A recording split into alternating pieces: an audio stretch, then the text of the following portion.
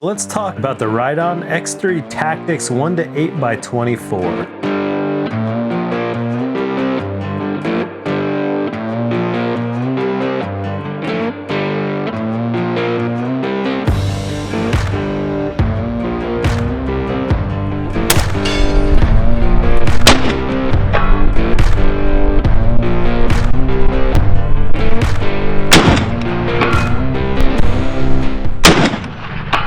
So the X3 Tactix has a 1-to-8 variable power. So it zooms anywhere from 1, which is your current real life size, no zoom at all, times 1 magnification, all the way to times 8. This is a little throw lever that comes with the scope. It's pretty nice that they included that.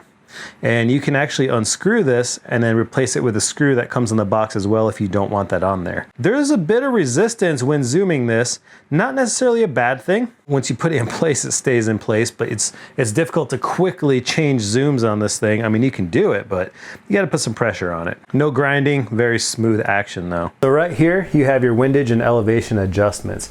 Right now they're covered with caps, so when you unscrew these caps, I'll take both of them off for now. It exposes your elevation and windage. What's pretty cool about this is the clicks are extremely audible. One thing that's really cool about this too is you have zero resettable turrets on this, so you can actually unscrew the turret cap, which I'm not going to do because it's actually raining out right now. You can unscrew the turret cap. I'll show you back at my desk in the office, and then once you zero in the scope at say 100 yards, right? What you could do is you could take this and set it back to 0 after you zeroed it in. So now you can actually make adjustments and, for like windage adjustments and distance, stuff like that. You can adjust the elevation and windage on this. And then in the end, you can just click it all back to 0 and then you're back to your 100-yard standard 0. Whatever you wanted that to be. Once you get your 0 on your rifle, you can take a little Allen wrench and then unscrew this, and then you can pop your turret out, reset it back to 0, so then you have a zeroed rifle and both turrets will actually be set to 0. Now the good thing about that is if you have a windy day and need to adjust for windage, distance, elevation, whatever, you can adjust it, and when you're done, you can set it back to 0, then you're going back to your zeroed configuration. Now you cannot do that with the caps on, but that's okay. Now there was a review, this guy right here, when somebody screwed the cap on, and if you turned it, it actually started clicking the turret, but this thing's on tight and it does not move that turret at all. Maybe Riton fixed that issue. There is a gasket around the bottom. Maybe the gasket's bigger, maybe the cap itself is just thicker, but you can screw these caps on tight and it does not affect any of your adjustments. So this scope has 11 levels of illumination, all the way from 1 up to 11, which is extremely bright, very, very bright, and we'll look at that in just a little bit. And then right here on the top, you have a battery cap for your CR2032 battery. This scope is also fixed at a parallax of 100 meters. So 100 meter set parallax inside this scope, you don't have to adjust the parallax. One thing you might notice as well is the QD scope mount, which is awesome. Really gets in there tight, and you can adjust it for tightness and really find a perfect QD, but basically just take these guys and you pop them up and the whole scope can come off just like that. And then find your dirt in there. And you find your happy place again, slap it back on there, and boom, that's it. All right, well the rain just started coming in, so let's just finish this magazine.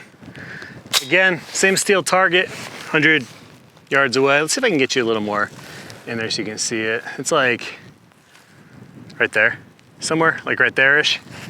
Okay, anyways. Here we go.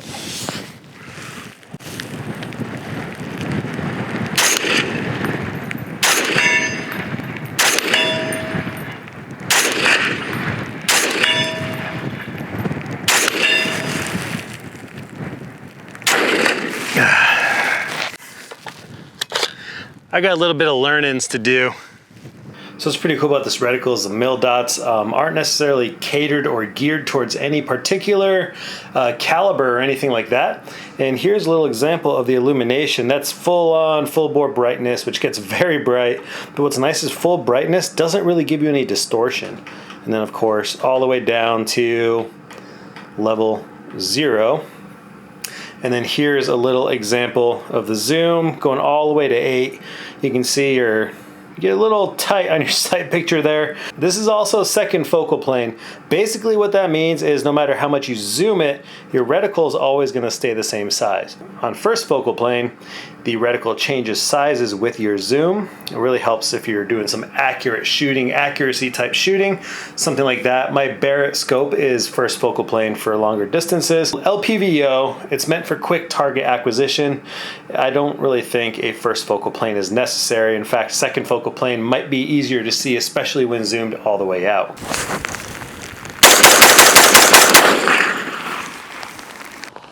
Oh yeah.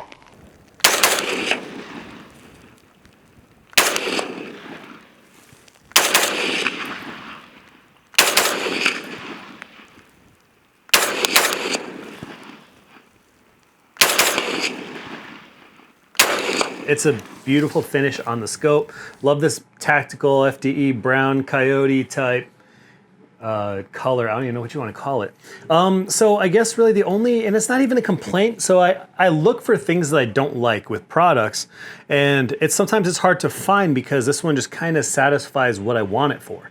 Now, it's an excellent LPVO, especially for the price point. We're talking anywhere from $300 to $400, not including the quick detach mount, which also, again, is nice. It works really well. It holds on tight. You don't lose your zero. There's no jiggle, wiggle, anything like that, and you can kind of tighten it down, make it tighter if you need to. The 11 levels of illumination, even on its brightest setting, it doesn't really have bleed over past the reticle, which is nice because sometimes you have these scopes, red dots, when you have it all the way turned up, you get this like glaring red dot or red reticle. You know, the illumination kind of bleeds outside of the etching. So it's nice that you can reset the turrets from 0. Again, I'm having trouble finding issues with it. And if anything, the throw is a little stiff. So, and that's all I could really find about it. It's been working just fine. So yeah, I am gonna permanently mount this thing probably to the 308 because I think it's just a perfect application for that. Really quick acquisition, has good eye relief. The reticle is impressive. I really like it. I like the idea of a second focal plane scope. Riton X3 Tactix 1-8x24. Seems like a real winner to me, and I do like it. So I'm curious to check out some of the rest of the Riton line. I bought one of the red dots, I think 2 years ago, to put on my Scorpion. And they don't even make that red dot anymore. It's the Riton RMD. And it's been holding up just fine. I'm super impressed with it. And I think that color, I don't have any scopes that aren't just black, you know, so having something like this is cool for the collection. Anyways, hope you all enjoyed this. If you did, please give me a thumbs up and leave a comment in the comment section below. And don't forget to subscribe to Mr. Big Kid channel. I'll see you later. Have a good day.